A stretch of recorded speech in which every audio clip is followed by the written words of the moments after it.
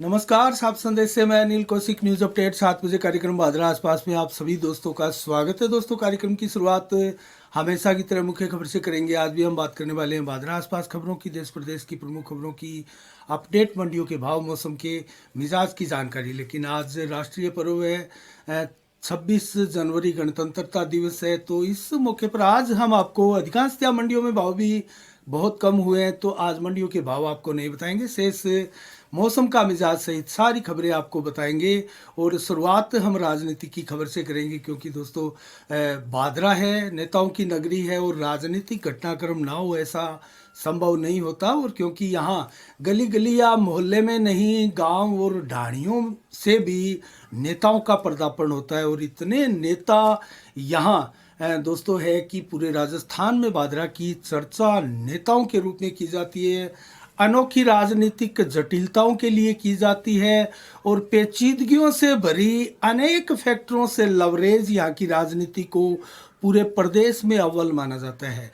और पड़ोसी कस्बे तो बादरा की राजनीति को देखते हुए बहुत कुछ सीखने की स्थिति में ही होते हैं।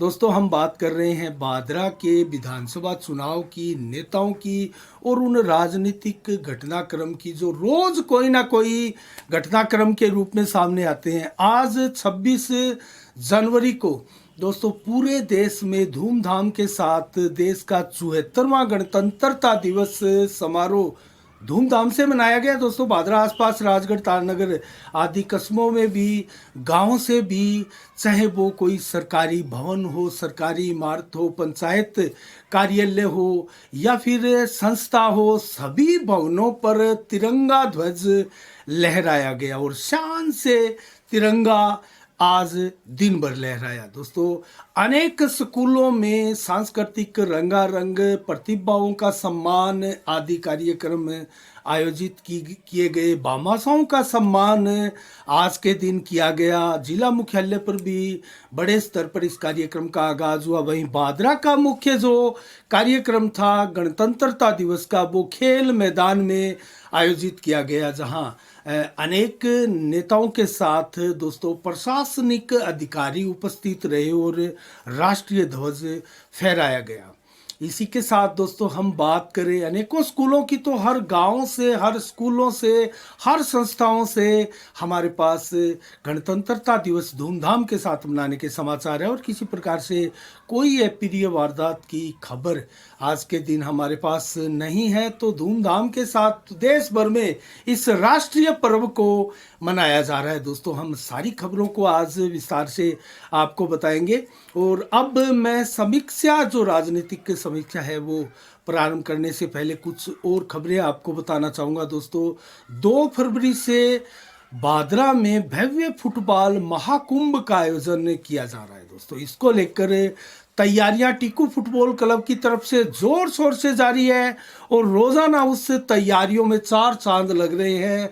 और जो जिस प्रकार की प्रतियोगिता है उसके बारे में मैं आपको बताऊं तो 7 राज्यों की हिंदुस्तान की नामी फुटबॉल टीमें बादरा के मुख्य खेल मैदान में पहुंचेगी, और कुछ दिल्ली जैसी अनेक कई टीमों से विदेशी खिलाड़ी भी बादरा की धरती पर आपको अपना प्रतिभाशाली खेल जो है फुटबॉल, उसका दोस्तों नमूना पेश करेंगे, दिखाएंगे। तो किन राज्यों की टीमें बादरा में इस टूर्नामेंट में भाग लेगी उसके बारे में मैं आपको जल्दी से बताऊं तो तेलंगाना, दिल्ली, मध्य प्रदेश, पंजाब, हरियाणा और राजस्थान सहित चंडीगढ़ की केंद्र शासित प्रदेश है, उसकी टीमें बादरा में खेलने जा रही है। दोस्तों, इसके साथ ही अन्य खबरों की ओर मैं आपको ले चलता हूं। लेकिन सबसे पहले बात करेंगे, आज एक ऐसी घटना, ऐसी खबर सामने आई दोस्तों, जिसको सुनकर पूरा कस्बावासी तो दुखी होंगे ही होंगे। पूरी बादरा विधानसभा के क्षेत्र के लोग निराश हो जाएंगे और आश्चर्यचकित रह जाएंगे। वो खबर है दोस्तों, संजय चौक पर स्थित श्री गणपति प्लाजा, आपने नाम सुना होगा, बड़ा एक मॉल है बादरा का, जो कि शुरुआत हुई थी बादरा में मॉल की। तो सर्वप्रथम ये गणपति प्लाजा ही बादरा में सामने आया था। उसके बाद में दर्जनों की संख्या में मॉल भादरा में बने। लेकिन ऐसी क्या खबर है जिससे सभी लोग आश्चर्यचकित रह जाएंगे दोस्तों। गणपति प्लाजा के अंडरग्राउंड में बेसमेंट में जो दुकानें हैं, कॉस्मेटिक दुकानें ज़्यादातर है उसमें, और वहाँ अचानक आज जब दुकानदार अपनी दुकानें खोलने वहाँ पहुँचे सुबह, तो वो मॉल पानी से भरा हुआ था, गंदे पानी से, बदबूदार पानी से, और दुकानों में पानी जा चुका था, लोगों का सामान भी खराब हो चुका था दोस्तों।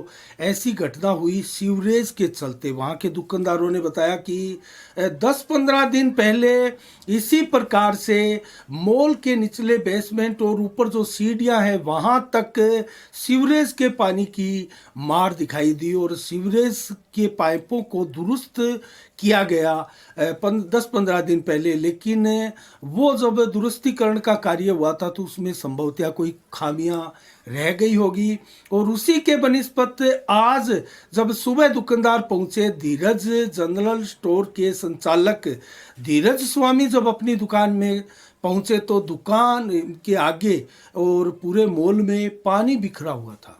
जब वो शटर खोलकर अपनी दुकान के भीतर पहुंचे तो अब उनकी दुकान के भीतर पूरे पानी से भरी हुई दुकान थी वो दोस्तों। ऐसा कैसे हो गया?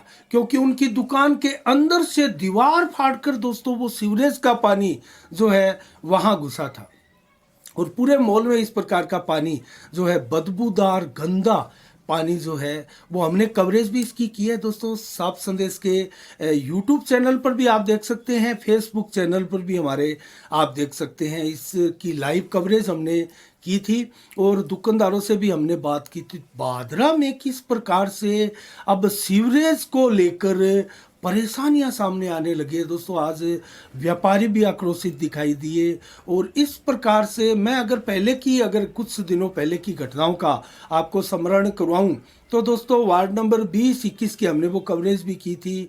वो एक गली है बड़ुआ वालों के मोहल्ले के पास, वार्ड नंबर 20 और 21 के कमाइंड, इस साइड में 21, इस साइड में वार्ड नंबर 20, और उस गली की जो सीवरेज लाइन थी वो धंस चुकी थी, और उसकी जो पाइपलाइन थी वो फटकर जो पानी था सीवरेज का वो लोगों के घरों के नीचे नीम में चला गया, और नीम के में पानी जाने के बदौलत कई घरों में बड़ी बड़ी दरारें दोस्तों, 2-2, 3-3 मंजिला वहाँ मकान है, और उन सभी 2-3 मंजिला मकानों में नीचे से लेकर ऊपर तक दरारें आ चुकी थी।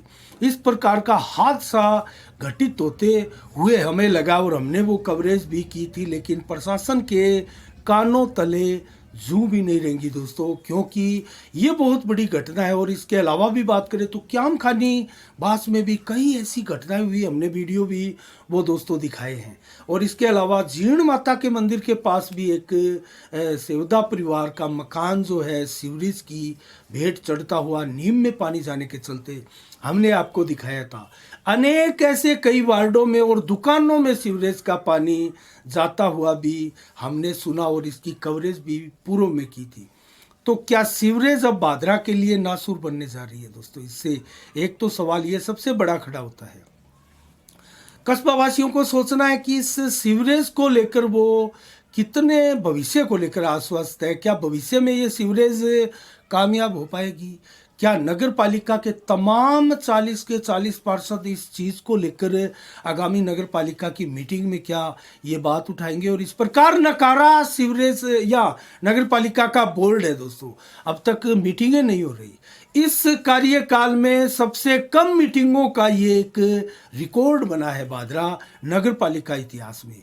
इसमें मीटिंगें हो ही नहीं रही दोस्तों, और मीटिंगों को बगैर विधायक की उपस्थिति से अंजाम ही नहीं दिया जा रहा है, क्योंकि विधायक की सारी मीटिंगों का एक प्रकार से संचालन कर रहे हैं, और पूरे कस्बे का किस प्रकार से सत्यानाश हो रहा है। आप चले जाओ, नालियों का जब निर्माण होता है तो 10 दिन में ही वो नाली फिर से टूट जाती है।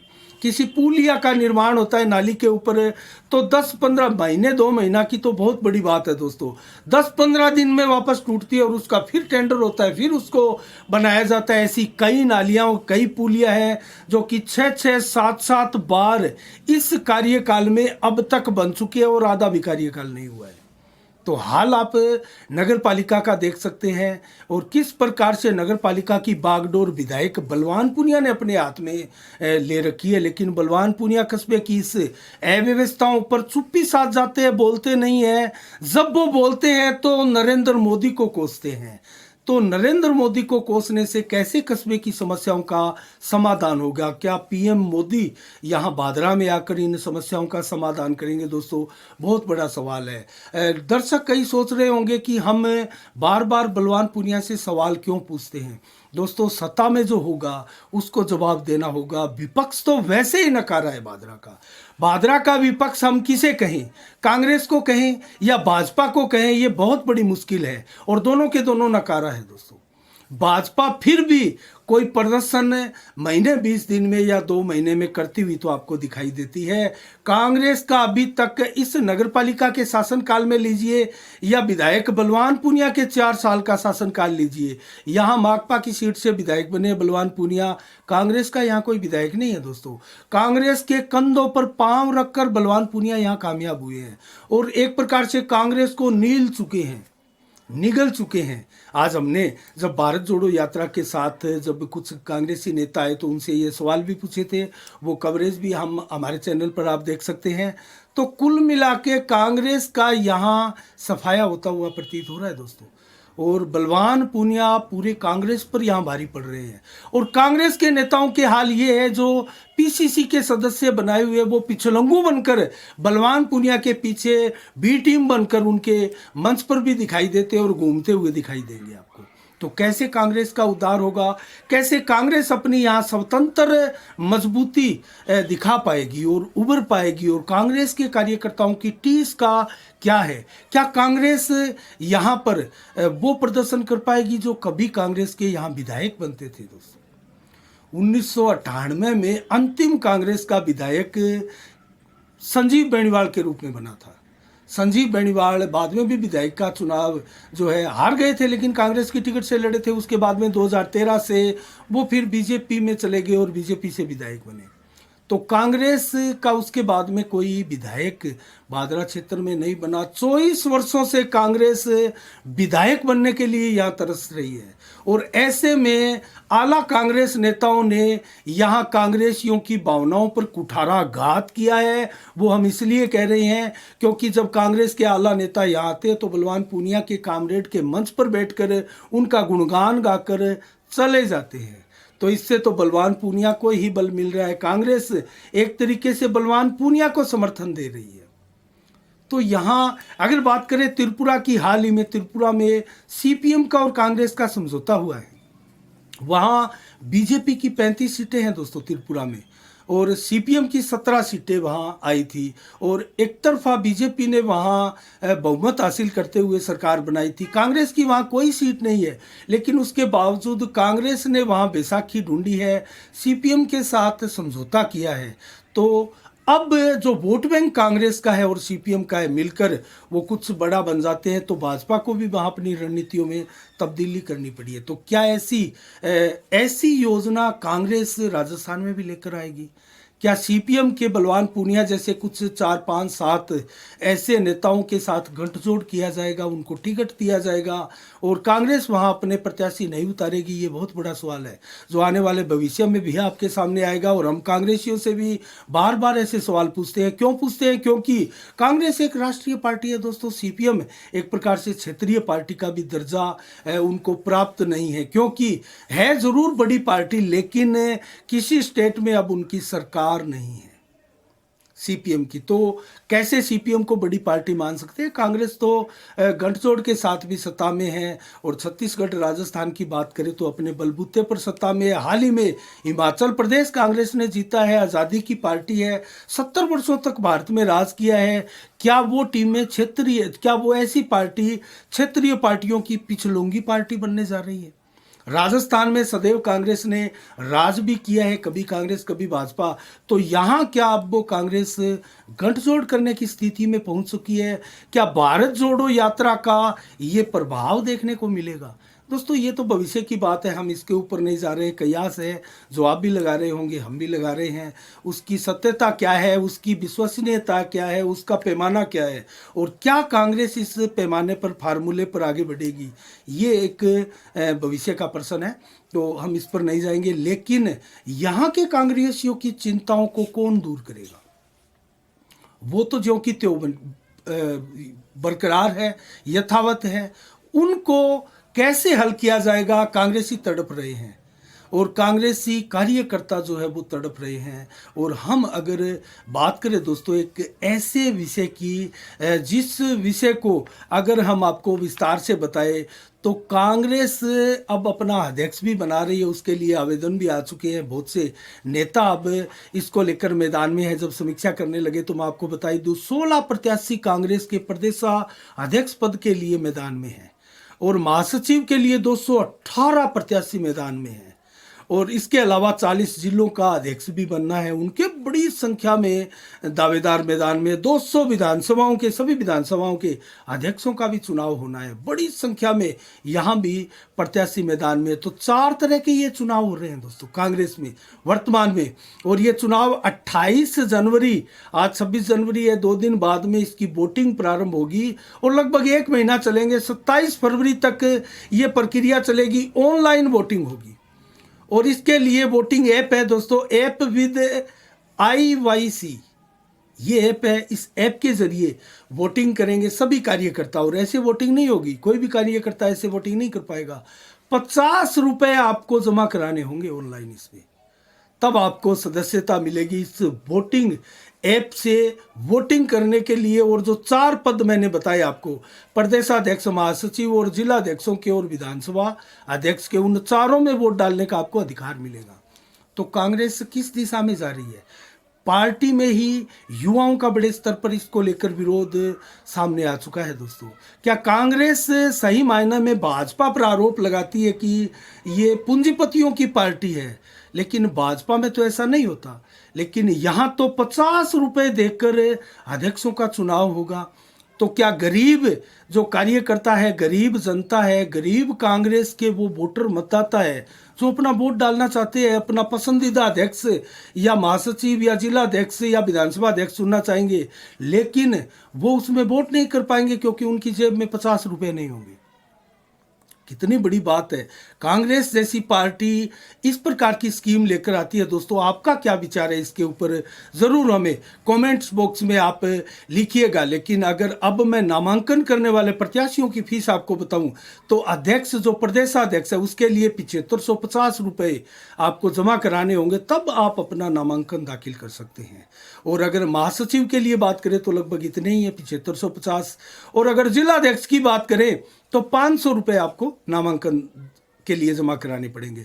और विधानसभा अध्यक्ष की बात करें तो 3000 रुपये आपको जमा कराने होंगे। तो ये तो एक प्रकार से चंदा इकट्ठा करने वाला सिस्टम हो गया दोस्तों, क्योंकि लाखों करोड़ों जो मतदाता है जिनका दिल करता है कि मैं अपने वोट से अध्यक्ष चुनूं, जिला अध्यक्ष चुनूं, वो जब वोट डालेंगे तो 50 रुपये कांग्रेस पार्टी के खाते में देंगे। तो ये तो चंदा इकट्ठा करने का सिस्टम है। जनप्रतिनिधि या सर्वमान्य अध्यक्ष या किसी प्रकार का नेतृत्व तो कैसे चुन लिया जाएगा? तो इस पूंजीपति पार्टी की एक प्रकार से राह पर अग्रसर कांग्रेस का ये कैसा निर्णय है? क्या कांग्रेस की सोच अब इस कदर हो गई है कि उनको पता ही नहीं है हमें किसके साथ लड़ना है, किस मैदान में जाकर लड़ना है, किसके साथ बोलते हुए क्या बोलना है? तो दोस्तों हमने आज कांग्रेस की उन स्कीम के बारे में भी बताया और ये भी बताया कि अब इस प्रक्रिया से धन्नी वोट नहीं कर पाएंगे। और एक चीज़ हम बात कर रहे थे दोस्तों भादरा विधानसभा में कांग्रेस की स्थिति की, तो आज भारत जोड़ो यात्रा भी निकली है। आज से हाथ जोड़ो यात्रा, भारत जोड़ो यात्रा के समर्थन में। तो आज 3 बजे से वो यात्रा गांधी पार्क से प्रारंभ हुई कस्बे के मुख्य बाजारों से होते हुए खूबराम जी की मूर्ति चौक पर खूबराम जी स्वतंत्रता सेनानी को माला पहनाकर उनका स्वागत किया गया, उनका सत्कार किया गया, श्रद्धांजलि दी गई। उसके बाद में अम्बेडकर चौक इसी प्रकार से श्रद्धांजलि अर्पित करते हुए वो यात्रा आगे बढ़ी है। वो गांव गांव ढाणी ढाणी जाएगी और इस प्रकार से कांग्रेस को मजबूत करेगी और राहुल गांधी के हाथ को मजबूत करेगी। तो हाथ से हाथ जोड़ो योजनाएं चलाई जा रही है पूरे देश में और इस प्रकार की स्कीमों के साथ आप अध्यक्ष, जिला अध्यक्ष, विधानसभा अध्यक्ष, महासचिव का चुनाव कर रहे हैं। बड़ी सोचने वाली बात है दोस्तों। लेकिन अब समीक्षा इतनी, लेकिन हम अब बात कर रहे हैं दोस्तों कांग्रेस की हाथ से हाथ जोड़ो यात्रा की। तो आज जो नेता गांधी पार्क में दिखाई दिए उनमें दयानंद बेरवाल, शेर सिंह गिरी और सतपाल नेहरा, करशन चंद्र बांबू, भीम सिंह बेनीवाल, शेर सिंह बेनीवाल, महेंद्र गुज्जर, रविंद्र मोरसरा, शकील गोरी, विशाल गोस्वामी, मंजीत बेनीवाल, रफीक नारिका, नथु कुरैशी, भंवर खां, विनोद शर्मा, महमूद भाटी आदि आदि अनेकों कार्यकर्ता भी, मतदाता भी कांग्रेस के जो है वो इकट्ठे हुए। भीड़ ज़्यादा नहीं थी लेकिन जोश था और बाजारों से नारे लगाते हुए तिरंगे के साथ ये यात्रा कांग्रेस की निकली, हाथ से हाथ जोड़ो यात्रा। और इसमें नदारद रहे कुछ ऐसे लोग भी। अगर टिकट तोड़ की बात करूं तो दोस्तों 15 ऐसे नाम हैं हमारे पास। आज मैं जल्दी से उनके नाम बताऊं तो दयानंद बेरवाल, बजरंग सारण, एसपी सिंह बढ़िया, संदीप डूकिया, शोभा सिंह डूडी हो या फिर सतपाल नेहरा, करशन चंद्र बांबू, शेर सिंह गोस्वामी, विक्रम सिंह राठौड़, ये गंभीर कैंडिडेट हम मान सकते हैं। शेर सिंह बेनीवाल, रविंद्र मोरसरा और मास्टर शबीर हुसैन के साथ अजीत बेनीवाल और रविंद्र शर्मा, अध्यापक महेंद्र गुज्जर, ये 15 नाम है। लेकिन इनमें से जो लोग नदारद थे, एसपी सिंह बढ़िया, बजरंग सारण, इन्होंने पत्ते नहीं खोले हैं। बेशक इनको नदारद हम मान सकते हैं क्योंकि इन्होंने पत्ते ही नहीं खोले, लेकिन कांग्रेस की टिकट तोड़ में है। इनके अलावा विक्रम सिंह बेनीवाल, विक्रम सिंह राठौड़ जो कि टिकट भी मांग रहे हैं, कांग्रेस के नेता आजकल धरना प्रदर्शन में भी अग्रिम पंक्ति में दिखाई देते हैं, वो दिखाई नहीं दिए। संदीप डूकिया जो कि सचिन पायलट के खास है, दिखाई नहीं दिए। शोभा सिंह डूडी, पीपी सिंह डूडी परिवार के भी ये कांग्रेसी दिखाई नहीं दिए। तो क्या ये टिकट नहीं मांग रहे हैं या फिर इसमें कोई और नेतृत्व का या कोई विवाद है या किसी प्रकार की कोई मनमुटाव की भीतर कोई सिस्टम से कोई घटना चल रही है दोस्तों, इससे हम अनजान हैं। लेकिन इससे कयास जरूर लगाए जा रहे हैं क्योंकि जिनकी अनुपस्थिति थी उनके बारे में भी बताया है और जिनकी उपस्थिति है उनके बारे में भी हमने बताया है। तो ये कांग्रेस की यात्रा है, आज से निकली है, लगातार चलेगी, ढाणियों में जाएगी, गाँव में जाएगी। अब हम बात करें दोस्तों क्षेत्र की, तो एक ऐसी घटना मंगलवार रात्रि को 12:30 बजे बादरा क्षेत्र में हुई दोस्तों, जो लूट की घटना थी और ये खचवाड़ा की ढाणी चक 2 बिरानी में हुई। और दोस्तों मंगलवार रात्रि को जब घर के सदस्य सत्यनारायण पुत्र रामदेव जाट जो है वो अपने परिवार के साथ खाना वाना खाकर जब सोने के लिए चले गए तो करीब रात को 12:30 बजे आवाज़ आई खिड़की खुलने की, टूटने की। कुछ खड़े होकर देखा तो वहाँ 6-7 अज्ञात लोग थे, उनके हाथ में रिवॉल्वर था, कनपट्टी पर लगा लिया गया और रोडें थी लो की और पूरी तैयारी के साथ आए थे दोस्तों, लूट के इरादे से आए थे। और पिस्तौल की नोक पर कहें तो 59,000 रुपये नकदी लूट लिए गए, सोने चांदी के गहने लूट लिए गए और आराम के साथ फरार हो गए ये लोग। तो इस प्रकार की बादरा में घटनाएं हो रही है। इससे पहले की बात करें तो लगातार चोरियों की घटना आपने देखी होगी, हमने कवरेज भी दिखाई थी। और हिसार बस स्टैंड पर या अनेक वार्डों में चोरियों की घटना या गांवों में गुआर चोरी की घटना, खेतों में ट्यूबवेल आदि पर चोरी की घटना दोस्तों आम हो गई है बादरा में। और एक बुजुर्ग महिला को भी घर में सोते हुए हमला करके उसकी चैन तोड़ ली गई, उसके घर में लूटपाट की गई और उसकी हत्या कर दी गई थी। ये घटना भी आपने देखी होगी। एक व्यक्ति से जो बैंक से पैसे निकाल कर लाया था बुजुर्ग, 2 लाख का रुपए का उसका जो डिपॉजिट था, वो लूट कर फरार हो गए थे। सीसीटीवी फुटेज भी आपने उनकी देखी होगी। एक 3-4 दिन पहले की सीसीटीवी फुटेज आपने देखी होगी। गुड़ मंडी के पास भरे बाजार में शाम को 6:15 साढ़े 6 बजे एक महिला की मोटरसाइकिल सवार कुछ बदमाश युवक चैन तोड़कर फरार हो गए। तो किस प्रकार की घटनाएं हो रही है? भादरा कहाँ जा रहा है? क्या भादरा अब पश्चिम बंगाल का वो कोई इस प्रकार का लूटपाट वाला एरिया बनता जा रहा है? दोस्तों, ये बड़ी बात है। और इससे पहले भी जाए तो दोस्तों, गांधी घटनाक्रम अभी भी कस्बे में, पूरे क्षेत्र में तनाव की स्थिति पैदा की हुई है। गांधी गांव में आज भी पुलिस जो मुस्तैदी के साथ डटी हुई है। अस्थायी पुलिस चौकी भी खोलनी पड़ी है। और उसके बाद में भी घटना हुई, जो गोकसी की घटना हुई, उसके बाद में 8-10-15 दिन पहले जो घटना हुई थी, गाड़ी की टक्कर से 2 जनों को घायल कर दिया गया था। उसके बाद में कुछ गिरफ्तारियां हुई थी। वो घटना भी दोस्तों पूरे भादरा क्षेत्र के लोगों के मन मस्तिष्क पर, दिमाग पर हावी थी, लोगों को परेशानियों में डाल रही थी। लेकिन इस प्रकार की लूटपाट की घटनाएं होना, चिट्टे की जो लगातार प्रचलन चिट्टे का बढ़ रहा है, उसके चलते ये घटना हो रही है। दोस्तों, आपको याद होगा एक फौजी की हत्या की गई थी भादरा में, घर में घुसकर। वो भी चिट्टे के नशे के आदी थे जब उनको पकड़ा गया सीसीटीवी फुटेज से। तो चिट्टे की घटना किस प्रकार कहर ढा रही है दोस्तों। तो ये अब बड़ी संख्या में बाइक चोरों का हम जिक्र ही नहीं कर रहे दोस्तों। आए दिन कोई ना कोई बाइक चोरी होती है, बरामदगी नहीं होती है। तो भादरा किस ओर जा रहा है आप देख सकते हैं। समीक्षाएं आपको कैसी लगी? और जो राजनीतिक समीकरण बन रहे हैं और कांग्रेस की जो स्थितियां हैं, कांग्रेस में विट्टो करने की हालात में भी 2-3 बड़े नाम है। बलवान पूनिया स्वयं विट्टो कर सकते हैं, टिकट भी लेकर आ सकते हैं, और कुछ भी हो सकता है। सुखदेव सिंह गोगामेडी का नाम भी दोस्तों इस कड़ी में सामने आ रहा है।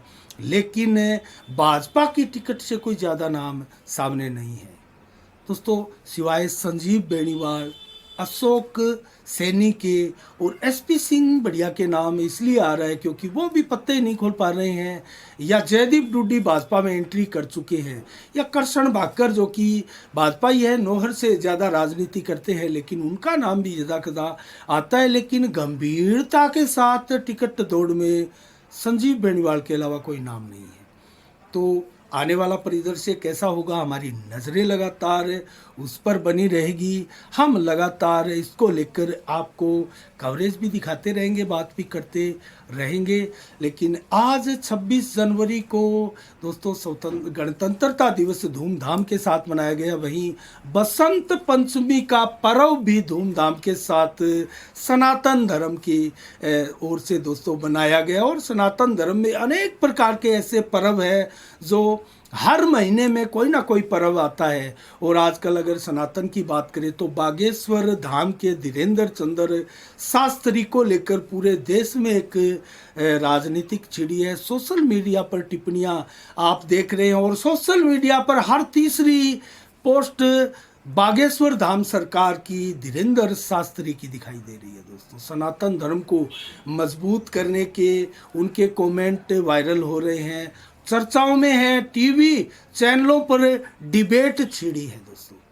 तो अब आप देख सकते हैं किस प्रकार की अब घटनाएं जो है वो लगातार सामने आ रही है। और आज 26 जनवरी को 1950 को भारत का संविधान लागू हुआ था। 74वां वर्ष है, और 75वां वर्ष अगला है, जो स्वर्णकालीन युग चल रहा है एक प्रकार से। जो स्वतंत्रता दिवस का हमारे 1950 की ही बात करें तो दोस्तों, हमारा देश का संविधान तो लिखा ही गया था, लेकिन अशोक स्तंभ को भी राष्ट्रीय चिन्ह के रूप में अपनाया गया था आज ही के दिन। और अगर बात करें मोर को राष्ट्रीय पक्षी घोषित करने की, तो 1963 को आज ही के दिन मोर को राष्ट्रीय पक्षी घोषित किया गया था। और अब मौसम का मिजाज आपको बता देते हैं दोस्तों। मंडियों के भाव आज 26 जनवरी को अधिकांशतः मंडियों में भाव नहीं हुए, इसलिए आपको ये भाव हम नहीं बता पाएंगे। आज 18 से 20 डिग्री टेम्परेचर रहा दोस्तों। मौसम का मिजाज बताएं तो 14 से 22 किलोमीटर की रफ्तार से हवाएं भी चल रही थी। बादल बहुत कम थे, मात्र 5, 7, 10% बादल ही दिन भर आसमान में छाए हुए। रात्रि को भी, देर शाम को भी बादल नहीं होंगे, मौसम बिल्कुल साफ होगा। संभावना बरसात की आज कम दिखाई दे रही है। 27 जनवरी को कल कैसा होगा मौसम का मिजाज, और कल विवाह शादियों के लिए भी बड़ा साहवा शुरू हो रहा है। तो दोस्तों 8 से 15 डिग्री टेम्परेचर रहेगा। तो कल ठंड का एहसास दिन में ज़रूर होगा, लेकिन दोपहर को 17 से 20 डिग्री टेम्परेचर रहेगा। और 13 से 18 डिग्री टेम्परेचर देर शाम को रहेगा। और मात्र 2-4 से 10% दिन में, और देर शाम को 60% बादल रहेंगे।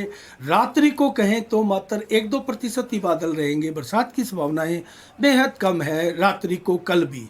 तो 9 से 12 डिग्री टेम्परेचर कल रात्रि को भी रहेगा। 14 से 22 किलोमीटर की रफ्तार से हवाएं चलेगी। लेकिन बरसात के लिए निराश किसान नहीं हो, क्योंकि आने वाले इसी जनवरी के अंतिम दिनों में बरसात का योग बना हुआ है और पश्चिमी विक्षोभ अभी भी सक्रिय है। तो 29, 30, 31 को बरसात की चेतावनी है, कहीं हल्की कहीं हैवी। तो आज के लिए इतना ही। कल ठीक शाम 7 बजे फिर आपसे रूबरू होंगे नई खबरों के साथ, नई समीक्षा के साथ। तब तक के लिए आप अपना बहुत बहुत ख्याल रखिएगा। मुझे दीजिएगा इजाज़त। साफ संदेश से मैं अनिल कौशिक। नमस्कार। जय भारत, जय जय राजस्थान।